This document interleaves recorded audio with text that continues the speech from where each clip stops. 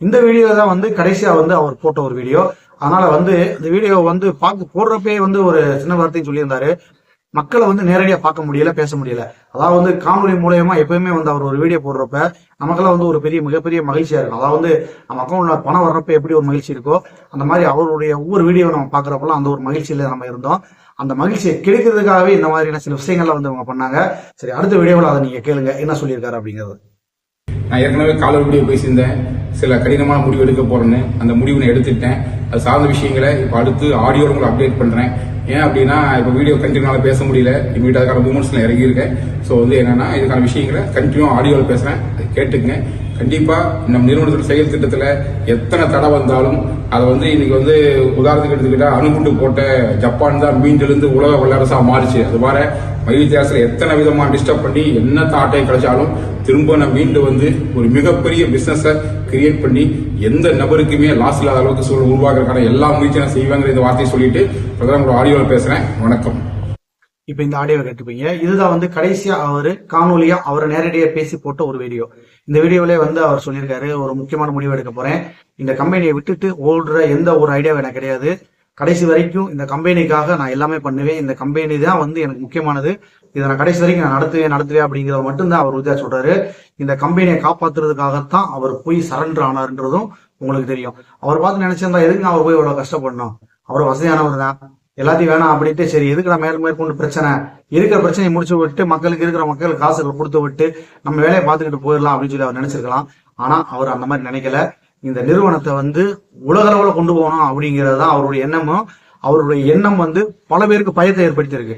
ஒரு சாதாரண ஆள் இந்த அளவுக்கு வளர்ந்து வந்துட்டு இருக்கான், இவருடைய கான்செப்ட்ல வேற லெவல்ல இருக்கு. உலக அளவுல போயிட்டானா எல்லாருமே நம்ம அவன்கிட்ட கையெட்டி நிக்கணும் அப்படிங்கிற ஒரு பயம்தான் கார்பரேட்டுகளுக்கு வந்திருக்கு. அப்படி வந்ததன் அடிப்படையில தான் இவ்வளவு பிரச்சனைகளை வந்து அவங்க பண்ணிட்டு இருக்காங்க. சரி, அவர் கடைசி அவர் என்னதான் சொல்லிட்டு போனார் அப்படிங்கிறத வந்து அடுத்த ஆடியோவில் நம்ம கேட்கலாம். நண்பர்களே, இன்னைக்கு தேதியில் நான் ஒரு முக்கியமான முடிவு எடுத்துட்டு அதை செயல்படுத்துறதுக்கான சூழல் இருக்கிறனால இப்போ இந்த வீடியோ நீங்கள் பார்க்கும்போது அந்த விஷயத்தை செஞ்சுருப்பேன். ஸோ அதுக்கு முன்னால் ஒரு நிமிஷமாவது உங்களோட வந்து வீடியோவில் பேசணுங்கிறதுக்காக தான் அவசரமாக இந்த வீடியோ கிளிப்பிங்கை பேசிட்டு பின்னாலேயே இந்த ஆடியோ நான் போடுறேன். ஸோ கொஞ்சம் கிளாரிட்டிலாம் பொறுத்துக்குங்க. உங்களோட பேச வேண்டிய விஷயங்கள் நிறையா இருக்குது. அதில் சில விஷயங்கள் நான் பதிவு பண்ணிவிட்டு அடுத்த கட்ட மூமெண்ட்டுக்கு நான் போகிறேன். என்ன அப்படின்னா, நம்ம கம்பெனி வாழ வைத்து வாழ் அப்படிங்கிற ஒரு தாரக மந்திரத்தை கையில் எடுத்துக்கிட்டு எந்த நபருமே நஷ்டப்படக்கூடாது, கஷ்டப்படக்கூடாது சொல்லி ஒரு பிளானை வடிவமைச்சு ஒரு ஓஎம்ங்கிற ஒரு ஃப்ரீ ஐடி கொடுத்து அதில் யாருக்கு விருப்பம் இருக்குதோ விருப்பப்பட்டால் ஒரு பர்ச்சேஸ் பேரில் பிஎம் ஆகிறதும், பிஎம்மான ஒருத்தர் அவர் விருப்பப்பட்டால் பர்ச்சேஸ் பேரில் சில்வரோ கோல்டோ டைமண்டோ க்ரௌனோ ஆகிறதுங்கிறது நம்முடைய திட்டத்தினுடைய அடிப்படை. ஆனால் அதையவே சதிச்சு எதை நம்ம டெபாசிட் வாங்குறோம், இன்வெஸ்ட் வாங்க சொல்லிட்டு திரும்ப வந்து ஒரு பொய்யான ஒரு பிம்பத்தை உருவாக்க முயற்சி பண்ணுறாங்க. அப்படி எங்கேயுமே நம்ம வாங்கலைங்கிறத ஓஎம்மில் ஒரு உள்ளே வரும்போது டே ஒன்லேயே என்னோடய வீடியோவில் சொல்லியிருக்கேன், பல முறை வீடியோவில் பேசியிருக்கோம். பட் இருந்தாலும் அதையெல்லாம் மறைச்சு ஒரு தவறான புகாரை வந்து திரும்ப கொடுத்து அதை ஒரு பெரிய ஒரு பிம்பமாக கட்டமைச்சு அதை வந்து நிறுவனத்துக்கு எதிராக மாற்றுறதுக்கு முயற்சி நடந்துட்டு இருக்குது. அது கிட்டத்தட்ட வந்து வேறு லெவலில் கொண்டு நிறுத்தியிருக்காங்க. இது எல்லாத்தையுமே நான் வந்து கடந்த ஒரு வருஷமாக பல அலுவலகங்களுக்கு போய் எல்லா விளக்கத்தை கொடுத்துட்டு தான் வந்திருக்கேன். பட் இப்போ உச்சகட்டமாக என்னென்னா, அடுத்தடுத்து வழக்குகள் திரும்ப பதிவாகி வெவ்வேறு காரணங்களுக்காக வழக்குகளை போட்டு ஒரு மாதிரி நெருக்கடி தொடர்ந்து கொடுத்துட்டு இருக்கும்போது இதற்கப்புறமா நம்ம ஓடி ஒளிஞ்சு இந்த விஷயத்தை வந்து தள்ளி போட்டே போனோம்னா ஒரு மிகப்பெரிய சிக்கலில் நம்ம வந்து நிறுவனம் போய் மாட்டிக்கும். அப்படிங்கிறனால தான் இப்போ என்ன முடிவு எடுத்துக்கிறேன்னா, நேரடியாக நானே இந்த விஷயத்தில் களமிறங்கி எந்த ஒரு புகார் மாதிரி இருக்குதோ அதுக்கு எதிராக என்னெல்லாம் திட்டங்களை வகுத்து நமக்கு எதிராக வந்து செயல்பட்டுக்கிறாங்களோ அது எல்லாத்தையும் முறியடிக்கிறதுக்காக எந்த அலுவலகர் நம்ம வந்து விசாரிக்க நினைக்கிறாங்களோ அவங்ககிட்ட போய் நேராக சரணடைஞ்சு உங்களுக்கு வந்து என்ன வேணுமோ கேளுங்க, நீங்கள் என்னை தேடியெல்லாம் வர வேண்டாம், உங்களுக்கு எந்த சிரமத்தை கொடுக்க விரும்பலை, என் மேலே கேஸை போட்டிங்க, நான் வந்து அதுக்கு வந்து முன்ஜாமீன் கேட்டேன், முன்ஜாமீன் எனக்கு மறுக்கப்பட்டுச்சு, இதுக்கப்புறம் நான் ஓடி தயாராக நேராக வந்து வழக்கை சந்தித்து உங்களுக்கு அத்தனை விளக்கத்தை கொடுக்க தயார்னு சொல்லிட்டு தான் இன்றைக்கி நேரடியாக நான் சரண்டராக வந்துட்டேன். நண்பர்களே, இந்த ஆடியோவை நீங்க வந்து கேட்டிருப்பீங்க. இந்த ஆடியோவில் அவர் என்ன சொல்றாருன்னா, நான் வந்து இவ்வளவு கட்டமைப்போடு இந்த நிறுவனத்தை நான் உருவாக்கி கொண்டு வந்து வச்சிருக்கேன். ஆனா இது வந்து ஒரு தப்பான ஒரு நிறுவனம், மக்களை ஏமாத்துது அப்படிங்கிற திரும்ப தேவையில்லாத பிரச்சனைகள் வந்துகிட்டு இருக்கு. இந்த பிரச்சனைகளை வந்து ஒரு முடிவுக்கு கொண்டு வரணும் அப்படிங்கிறத ஒரு முடிவை நான் எடுத்திருக்கேன் அப்படின்றத சொல்றாரு. அதுக்கு என்னன்னா, எந்த அதிகாரிகள் வந்து இது சம்பந்தமா விசாரிக்கிறாங்களோ அவங்க கிட்ட நான் நேரடியா போறேன். நீங்க ஏன் எங்க கிட்ட தேடி வந்து நீங்க வந்து விசாரிக்கணும்? நானே நேரடியா உங்ககிட்ட வர்றேன், உங்களுக்கு தேவையான எல்லா விளக்கத்தையும் நான் கொடுக்குறேன், நானே சரண்டர் ஆகிறேன்னு சொல்லி அவரே போய் நேரடியா வந்து சரண்டர் ஆகி எல்லா விளக்கங்களையுமே வந்து நேரடியா கொடுக்கணும்ன்றதுக்காக தான் அங்க போய் அவர் இருந்திருக்காரு. ஆனா இவரும் என்னமோ போய் சரண்டர் ஆகாத மாதிரியும் இவரை வந்து அரெஸ்ட் பண்ண மாதிரியும் அந்த டயத்துல வந்து பயங்கரமான ரூமர்ஸ் எல்லாம் வந்து கிளப்பி விட்டாங்க. மைவித் ஆர்ட்ஸை வந்து தவறா பேசுறதுக்காகவே ஒரு டீம் இருக்கு. அதை வந்து பெரிய பெரிய யூடியூப்லாம் பேசினாங்க, அதோட முடிச்சுட்டு வெளியில போயிட்டாங்க. ஏன்னா இதுக்கு மேல பேசினோம்னா மக்கள்கிட்ட வந்து நம்ம சீக்குவோம். ஏன்னா இதை பத்தி நமக்கு அவ்வளவா தெரியாது. இதை பத்தின மேலோட்டமா இருக்கிற கான்செப்ட் வச்சு மட்டும் நம்ம பேசியிருக்கோம் அவங்களுக்கு தெரியும். அடுத்தடுத்து பேசினாங்கன்னா மக்கள் கேள்வி கேட்க ஆரம்பிச்சிருவாங்க. இதை பத்தி உங்களுக்கு என்ன தெரியும், இந்த ஸ்கீமை பத்தி என்ன தெரியும், இதில் எப்படி பண்ணியிருக்காங்கன்னு தெரியுமா, அதை பத்தின விளக்கம் கொடுங்க அப்படின்னு கேட்டோம்னா மாட்டிக்குவாங்க. ஏன்னா அவங்களுடைய வேலை அது இல்லை. ஆனா ஒரு சில பேர் வந்து என்னன்னா இதவே ஒரு வேலையா வச்சுக்கிட்டாங்க. சரி, வந்து அடுத்து வந்து பாத்தீங்கன்னா இந்த கம்பெனி வந்து யாருமே வந்து இன்வெஸ்டர் கிடையாது. ஃபர்ஸ்ட் ஒருத்தர் உள்ள வராருன்னா வந்து ஃப்ரீயா தான் உள்ள வராரு. அடுத்து விருப்பத்தின் பேர்ல வந்து பிஎம்மா வந்து ஒரு ஃபேஸ் கேர் பேக் பர்ச்சேஸ் பண்ணி உள்ள இருக்காரு. அதுக்கு மேல அவருக்கு தேவைகள் அவருடைய பொருளாதாரத்தை பொறுத்து அவர் அதுக்கு மேல வந்து பர்ச்சேஸ் பண்ணி உள்ள வர போறாரு. அவ்வளவுதான். இதுல வந்து நீ வந்தே ஆகணும் அப்படின்னு சொல்லி இதுல எந்த ஒரு நிர்பந்தமும் கிடையாது. இது எல்லாமே வந்து இன்வெஸ்டர் கிடையாது, பர்ச்சேஸ் பண்ணி தான் பொருளை வாங்கிட்டு தான் உள்ள வந்திருக்காங்க. அதனால வந்து பொருள் வாங்கிட்டு உள்ள வந்ததுக்காக காம்ப்ளிமெண்ட், அட்வர்டைஸ்மெண்ட், அதுக்கேற்ற மாதிரியான அமௌண்ட் இப்படின்னு ஒரு வரையறை வந்து வச்சிருக்காங்க இந்த கம்பெனில. இதுதான் இந்த கம்பெனியோட கான்செப்ட். இதை வந்து நான் விளக்கமா சொல்லி புரிய வச்சு அடுத்து வர்றேன் அப்படின்னு சொல்லிட்டு போயிருக்காரு. அடுத்த ஆடியோவில் என்ன சொல்லியிருக்காரு அப்படிங்கிறத வந்து நம்ம பார்க்கலாம். நிறுவனத்தை முறைப்படி நடத்தணும், நிறுவனம் சரியாக தான் இருக்குது சொல்லி இன்றைக்கி அரசுக்கும் நீதிமன்றங்களுக்கும் வந்து நம்முடைய தரப்பு விளக்க சொல்லணும்னா ஓடி ஒளிஞ்சு அதை சொல்ல முடியாது. நேரில் வந்து தான் சொல்லணும் அப்படிங்கிறதுக்காக தான் துணிஞ்சு இன்றைக்கி வந்து நேரடியாக நான் சரண்டர் ஆகி எல்லா விளக்க தரக்கு வந்திருக்கேன். ஸோ இந்த முடிவு கொஞ்சம் கடினமான முடிவாக இருந்தாலும் இதுதான் சரியான முடிவு எனக்கு மனசுக்கு பட்டுச்சு. ஸோ நிறுவனத்தின் உண்மைத்தன்மை புரிவிக்கிறதுக்காக நம்ம ஓடி ஒளிகிறது தீர்வு கிடையாது, நேராக வந்து ஃபேஸ் பண்ணணும்னு சொல்லி தான் இப்போ நான் நேராக வந்து சரண்டர் ஆகிட்டேன். மேபி இந்த வீடியோ நீங்கள் எல்லாம் பார்க்கும்போது நான் அரெஸ்ட் கூட ஆகிருப்பேன். ஸோ என்னவா இருந்தாலும் சரி, இந்த விஷயத்தை ஓரிரு மாதங்களில் எல்லா கேள்விகளுக்கும் நான் தெளிவாக பதில் சொல்லி, அனைத்து விதமான சட்ட கேள்விகளுக்கும் சட்டப்படி பதில் சொல்லி, நம்முடைய தன்மையை புரிய வச்சு நாம் வந்து தெளிவாக தான் இருக்கிறங்கிறத கடந்த ஒரு வருடமாக எல்லா பக்கம் நான் விளக்கம் கொடுத்துருக்கேன். மீண்டும் அந்த விளக்கத்தை வெளியிருந்து கொடுத்த விளக்கத்தை உள்ளிருந்து கொடுத்து ஒரு முடிவுக்கு கொண்டு வந்து திரும்ப தெளிவாக வந்து எந்த தடையும் இல்லாமல் யாருடைய தொந்தரவும் இல்லாமல் இந்த பிஸ்னஸை மிகச்சிறப்பாக இவ்வளவு லட்சம் மக்களை கொண்ட நிறுவனமாக நம்ம இருக்கும் பொழுது மிகச்சிறந்த முறையில் அதை ரீஸ்ட்ரக்சர் பண்ணி, இன்னும் சொல்லப்போனால் இன்றைக்கி வந்து ஹிரோஷிமா நாகசாகி சொல்கிற 2 நகரங்கள் வந்து 2ஆம் உலகப் போரில் குண்டு வீசி அழிக்கப்பட்டுச்சு. ஆனால் அந்த சம்பவம் நடந்ததுக்கப்புறம் தான் அங்கே இருக்கிற மக்கள் ஒன்று கூடி அதை ஒரு பெரிய ஒரு சேலஞ்சாக எடுத்துக்கிட்டு இன்றைக்கி வந்து உலகத்திலேயே மிகச்சிறந்த ஒரு நாடாக பொருளாதார வல்லரசாக ஜப்பான் மாறி இருக்குன்னா அந்த ஒரு டிசாஸ்டர், ஒரு பேரழிவு தான் காரணமாக இருந்திருக்குது. ஸோ மைவித்திரியை கெடுக்கிறதுக்கு எத்தனையோ திட்டங்களை யாரோட வகுத்து என்ன பண்ணாலும் இது எல்லாத்தையுமே சேலஞ்ச் எடுத்துக்கிட்டு இந்த குறிப்பிட்ட காலகட்டத்துக்குள்ளே இந்த பிரச்சனைகள்லாம் சால்வ் பண்ணி நான் வெளியில் வந்து முன்னை விட வேகமாக ஒரு இழுத்து விட்ட ஒரு பந்து போல் அல்லது வந்து ஒரு அம்பு போல் எந்த அளவுக்கு ஃபோர்ஸாக போய் நம்ம பிஸ்னஸை சக்ஸஸ் பண்ண முடியுமோ அதுக்கு நான் எல்லா விதத்துலையும் யோசிச்சுட்டு வெளியே வந்து எல்லா விஷயத்தையுமே முன்னை விட சிறப்பாக செய்கிறதுக்கு தயாராகிறேன். இதில் என்னென்னா, கடந்த காலங்களில் என் கூட தோளோடு தோள் நின்று செயல்பட்டு கொண்டிருக்கின்ற என்னுடைய டைரக்டர்ஸ், இன்றைக்கி வந்து சீனியர் டைரக்டர்லாம் பார்த்திங்க அப்படின்னா எல்லா கம்பெனி இல்லாத சிறப்பு நம்மகிட்ட ஆண்கள் பெண்கள் இணையாக வச்சு அவங்க எல்லாத்தையுமே உள்ளே வந்து நான் சீனுக்குள்ளே கொண்டு வந்து எல்லாத்துக்கும் ஒரு பங்கு ரோல் கொடுத்து இன்றைக்கி எல்லா சிறப்பாக செஞ்சுட்டு இருந்தாங்க. இன்றைக்கி அவங்களுமே இந்த மாதிரி ஒரு வழக்குகள்னால தலைமுறையாக இருந்து குடும்பத்தை விட்டுட்டு எவ்வளவோ சிரமப்படுறாங்க எனக்கு தெரியும். ஸோ இதெல்லாம் ஒரு முடிவு கொண்டு வரோம்னா இதுக்கு முன்னால் போய் நாம் ஒரு முடிவு எடுக்கணும்னு சொல்லிட்டு தான் இன்றைக்கி நான் வந்து கோர்ட்டில் சரண்டராக வந்திருக்கேன். இந்த விஷயம் ஆடியோ நீ கேட்கும்போது நான் சரண்டர் ஆகிருப்பேன். சார் நண்பர்களே, இப்போ இந்த ஆடியோ கேட்டிருப்பீங்க. இந்த ஆடியோவில் அவர் என்ன சொல்கிறாருன்னா, நான் வந்து ஒரு வருஷமா வந்து எவ்வளோ விளக்கங்கள் கொடுத்துட்டேன், ஆனால் அதையும் தாண்டி என் மேலே வந்து இவ்வளோ கேஸுகள் வந்திருக்கு. எதனால் வந்திருக்கு? அரசியல் தலையீடு மற்றும் கார்பரேட்டினுடைய தலையீடுனால. அப்ப இதனுடைய அழுத்தம் எந்த அளவுக்கு இருக்கும்? ரெண்டுமே மிகப்பெரிய சக்தி. அந்த 2 சக்தி ஒன்னா சேர்ந்து ஒரு சக்தியானதை வந்து தொந்தரவு பண்ணுதுன்னா எந்த அளவுக்கு தொந்தரவு பண்ணியிருக்கோம். இதை வந்து நம்ம வந்து இதுல இருக்க உறுப்பினராக இருக்கிற நம்ம தான் வந்து இதை வந்து புரிஞ்சுக்கணும். இதுல வந்து பாத்தீங்கன்னா அவர் ஒரு வார்த்தையை வந்து மென்ஷன் பண்ணாரு. இதை வந்து நான் முடிச்சுட்டு வர்றதுக்கு கிட்டத்தட்ட ஒரு 2 மாத கால இடைவெளிகள் இருக்கும் அப்படிங்கிற மாதிரி சொன்னாரு. நல்லா அதை வாட்ச் பண்ணீங்கன்னா தெரியும். கொஞ்சம் பின்னாடி வந்து நீங்க கேட்டு பாருங்க. எதுக்காக அந்த வார்த்தையை சொல்றாருன்னா, அரசியல் தலையீடும் கார்பரேட் தலையீடு இருக்கிறதுனால இந்த கேஸை வந்து முழுமையா இழுத்துக்கிட்டு போகத்தான் பார்ப்பாங்க அப்படிங்கிறது வந்து அப்பவே அவருக்கு தெரிஞ்சிருக்கு. அதனாலதான் வந்து 60 நாளைக்கு அப்புறம் வந்து செக்ஷன் கிராவிட்டி முடிச்சதுக்கு அப்புறம் நம்மளை வந்து பெயில் எடுப்பாங்க. அதுக்கு இடையில வந்து எடுக்கிறது கஷ்டம். ஒருவேளை அந்த மாதிரி எடுத்தா நல்ல விஷயம் தான், அப்படி எடுக்கிறதுக்கான வாய்ப்புகள் இல்லை அப்படிங்கிறது அவருக்குமே தெரிஞ்சிருக்கு. ஏன்னா இவங்களுடைய அழுத்தம் அந்த அளவுக்கு இருக்கும், தலையீடு. அதனாலதான் வந்து இந்த மாதிரி ஆகும் அப்படின்னு சொல்லி அவர் அப்பவே வந்து கெஸ் பண்ணியிருக்காரு. கெஸ் பண்ணதுனாலதான் நம்மகிட்ட வந்து மறைமுகமா வந்து ஒரு 2 மாத கால இடைவெளிகள் ஆகலாம்.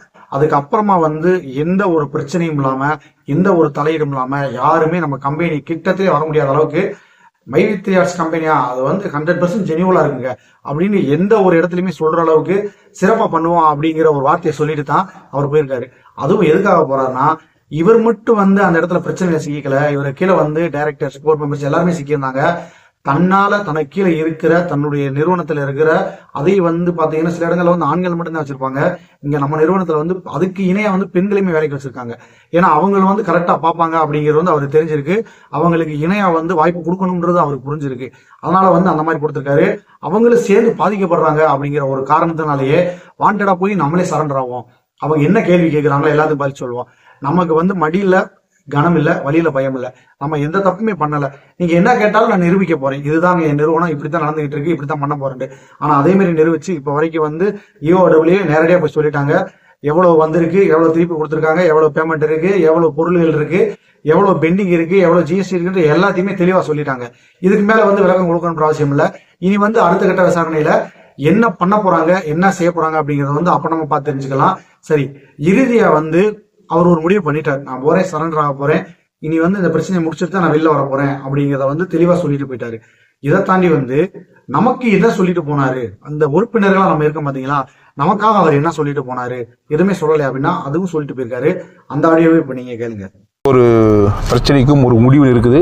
கண்டிப்பாக நம்ம பலமுறை சந்தோஷமாகவும் இருக்கும்போதும் சரி, சேலஞ்சாக சரி சொல்கிற வார்த்தை நல்ல ஒரு லட்சியம் வெல்வது நிச்சயம். ஸோ இந்த சுச்சுவேஷனில் எந்த ஒரு இன்டிகிரேட் சுச்சுவேஷன் இருந்தாலும் அதுக்கு ஒரு தீர்வு இருக்கும். இவ்வளவு மக்களுடைய நம்பிக்கையோட, இவ்வளவு மக்களோட ஆசீர்வாதத்தோட, இவ்வளவு மக்களோட எதிர்பார்ப்போட, இவ்வளவு மக்களுக்கு வாழ்வாதாரமாக இருக்க நிறுவனத்துக்கு இத்தனை சிரமங்கள் வந்து சொல்லும்போது இது நிச்சயமாக இயற்கையும் மேலையும் நமக்கு வந்து சரி பண்ணி கொடுக்குங்க நம்பிக்கையில் தான் இன்றைக்கி வந்து நான் கோர்ட்டில் சரணடை வந்திருக்கேன். ஸோ நான் சரண்டர் ஆகிருப்பேன். ஸோ வழக்குகளை முழுமையாக ஃபேஸ் பண்ணிவிட்டு அதுக்கப்புறம் வந்து எல்லாத்தையும் ஒன் பை ஒன்னாக நம்ம ரீஸ்டார்ட் பண்ணி வேறு லெவலில் அவங்க என்ன தப்புன்னு சொல்கிறாங்களோ அதெல்லாம் ரிமூவ் பண்ணிவிட்டு, அது தப்பு இல்லைன்னு தான் நான் கடந்த ஒரு வருஷமாக நான் ப்ரூவ் பண்ணியிருக்கேன். பட் அதையும் மீறி இதெல்லாம் செய்யக்கூடாதுன்னு சொன்னாலும் அது அத்தனையுமே ரிமூவ் பண்ணிவிட்டு அவங்க என்ன சொல்கிறாங்களோ அந்த வரையறைக்குள்ளே இந்த பிஸ்னஸை வந்து மிகச்சிறந்த முறையில் கொண்டு போகிறதுக்கு நான் தயாராக இருக்கேன். ஸோ இதில் வந்து உங்களோட ஒத்துழைப்பு மிக மிக தேவை. அதை தாண்டி என்ன அப்படின்னா, இப்போ வந்து அத்தனை பிரச்சனையும் தற்காலிகமானது. ஸோ யாரும் மனசு விட வேண்டாம். எதுவாக இருந்தாலும் நம்ம பார்த்துக்கலாம். ஸோ கொஞ்சம் தாமதமாகலாம் நம்ம ரீஸ்டார்ட் பண்ணுறதுக்கு. ஏன்னா ஒரு 1 or 2 months வந்து இந்த வழக்கெல்லாம் இருக்கிறனால இதெல்லாம் முடிச்சுட்டு வந்தால் நான் ஸ்டார்ட் பண்ணுற மாதிரி இருக்கும். பட் என்னவாக இருந்தாலும் சரி நம்பிக்கையோடு காத்துருங்க. எந்த விதத்துலையும் மனசும் தளர வேண்டாம். ஏன்னா நான் ஒரு முடிவோடு தான் வந்திருக்கேன். நான் மக்களுக்காக தான் நம்ம நிறுவனம் நடத்தியிருக்கோம். ஸோ மக்களுக்கு என்னவோ அதை முன்னால் செய்ய நம்ம தயாராகிறோம். ஸோ மக்களாக இருக்கிற அத்தனை பேருமே இன்றைக்கி வந்து ஆதரவு கொடுத்துருக்கீங்க. உங்கள் ஆதரவை தலைவணங்கி நான் வந்து சிரம் தாழ்ந்தி உங்கள் பாதங்கள் தொட்டு ஏற்றுக்கிறேன்.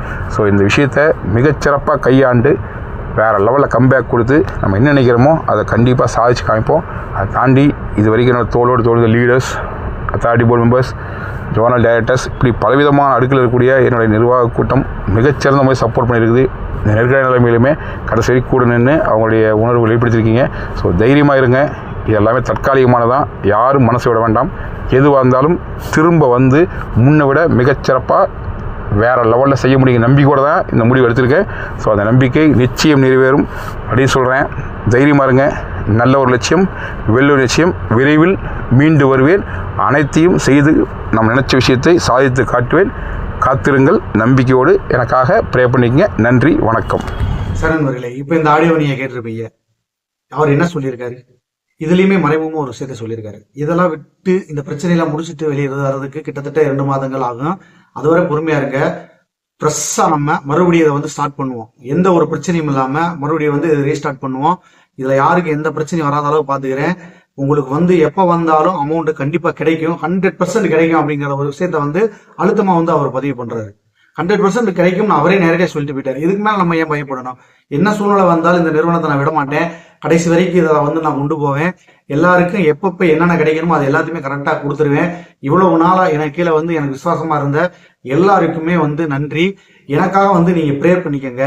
நிச்சயமா நான் வந்து மீண்டும் வந்து இந்த நிறுவனத்தை வேற லெவல்ல நடத்துவேன் அப்படின்னு சொல்லிட்டு போயிருக்காரு. இதுக்கு மேல என்னங்க வேணும்? இதை வந்து யார் சொல்ல போறாங்க? ஒரு விஷயத்த நான் சொல்றேன். எந்த இதுமே சொல்றது வந்து மத்தவங்க எல்லாரும் சொல்றாங்க, அது எல்லாமே போய் MD என்ன சொல்றாரோ அதை உண்மை. அவர் என்ன சொல்லிட்டு போயிருக்காரு, நிச்சயமா வருவேன், மீண்டு வருவேன், உங்களுக்கான பணத்தை வந்து திருப்பி கொடுப்பேன், கம்பெனியை வந்து வேற லெவல்ல கொண்டு போவேன் அப்படின்னு சொல்லியிருக்காரு. இதை விட நமக்கு என்ன வேணும்? இதை வந்து பாத்தீங்கன்னா மத்தவங்க வந்து திரிச்சு பேசுறாங்க, அது அப்படி இப்படி மறுபடியும் ஓடிடும், உங்களுக்கு கிடைக்காது வராது அப்படின்னு சொல்லி இன்னமும் வந்து ஓட்டிக்கிட்டு தான் இருக்காங்க. அதையும் வந்து நம்ம நம்பிக்கிட்டு தான் இருக்கோம். எதுக்காக அதை நம்ம நம்பணும்? இவ்வளவு நாள் பொறுமையா இருந்துட்டோம். இன்னும் கொஞ்ச நாள் அதிகபட்சம் வந்து அந்த கேஸ் முடிகிற தருவாயில தான் இருக்கு. அவர் வெளியில வந்துட்டாலே அடுத்த கட்ட நடவடிக்கை என்னங்கிறத வந்து நேரடியாக பேசிடுவாரு. அவர் வெளியில வந்தாலே முதல்ல சந்திக்க போறது நம்மளை தான்.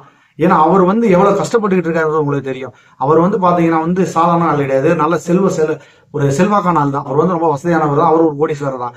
அவர் வந்து ஒரு பிளஸ் கேட்டகரியில், அதாவது வந்து விஐபி கேட்டகரியில வந்து அவர் வந்து ஜெயிலுக்குள்ள இல்ல, சாதாரணமா ஒரு கிரிமினல்ஸ் எப்படி இருப்பாங்களோ அந்த மாதிரி ஒரு கேட்டகரியில இருக்காரு. இந்த 60 நாள் வந்து அவர் எவ்வளவு கஷ்டங்கள் அனுபவிச்சிருப்பாரு, நல்லா யோசிச்சு பாருங்க. இப்ப நம்ம வந்து எவ்வளவு படங்கள்ல பாக்குறோம், உள்ள இருக்க சிறைவாசிகள் வந்து எவ்வளவு கஷ்டப்படுறாங்க. இவ்வளவு செல்வாக்கா இருந்த ஒருத்தர் அவ்வளவு கஷ்டங்களை வந்து அனுபவிச்சுட்டு இருக்காருன்னா என்ன காரணம்? என்ன நினைக்கிறாரு அவரு? அவருக்குள்ள எவ்வளவு மன அழுத்தங்கள் இருக்கும், அவருக்குள்ள எவ்வளவு ஒரு ஆசைகள் இருக்கும் இந்த நிறுவனத்தை கொண்டு போகணும். அவருக்கும் வந்து குடும்பத்தை பிரிஞ்சு இருக்கும், தன் பிள்ளையை பிரிஞ்சு இருக்கிறோம் அப்படிங்கிற ஒரு வருத்தம் இருக்கத்தான் செய்யும். வெளியில இருக்கிற நமக்கே இவ்வளவு வேகம் இவ்வளவு கோவம் வருதுன்னா, உள்ள இருக்கிற அவருக்கு எவ்வளவு அழுத்தங்கள் இருக்கும். நம்மளை வந்து இந்த மாதிரி பண்ணிட்டாங்களே, நம்மளை வந்து வளர வெளியே, நம்ம குடும்பத்தை விட்டு பிரிச்சுட்டாங்களே, நம்ம நிறுவனத்தை இப்படி ஆகிட்டாங்களே அப்படிங்கிற இவ்வளவு வருத்தங்கள் உள்ள இருக்கும். ஆனா அவர் அந்த 60 நாளுமே வந்து சும்மா இருந்திருக்க மாட்டாரு. இந்த நிறுவனத்தை அடுத்த கட்டத்துக்கு எப்படி கொண்டு போறது அப்படிங்கிற ஒரு பிளானோட தான் கண்டிப்பா வருவாரு. வந்ததுக்கு அப்புறமா ஒரு சூப்பரான கம்பெனி கொடுப்பாரு. அதுக்கப்புறமா வந்து கம்பெனி வேற லெவல்ல போயிடும். அது வரைக்கும் உங்களுடைய பொறுமை தான் வந்து மிகப்பெரிய ஒரு ஆயுதமா நம்ம மைவித்திரை நிறுவனத்தை வந்து தாங்கி பிடிச்சுக்கிட்டு நின்றுகிட்டு இருக்கு. அது இறுதி வரை நிற்கும்ன்ற ஒரு நம்பிக்கையோட இந்த வீடியோ நான் முடிச்சுக்கிறேன்.